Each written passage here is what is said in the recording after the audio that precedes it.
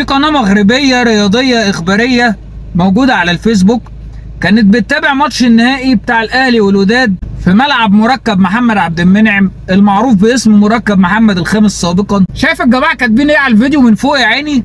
كانوا عشمانين. لا اسمع بقى كمان المذيع بتاعهم بيقول ايه. مشاهدي قناة الشرطة تي في تصفير وخوف ورعب. هذا اللاعب كهرباء يوقف هنا في الشباك. صراحة لاعبي الأهلي المصري غادي يعيشوا ليلة مرعبة هنا في مركب الرعب. سمعوا الأهازيج والتصفير والصفير ديال الجماهير الودادية اللي غادي.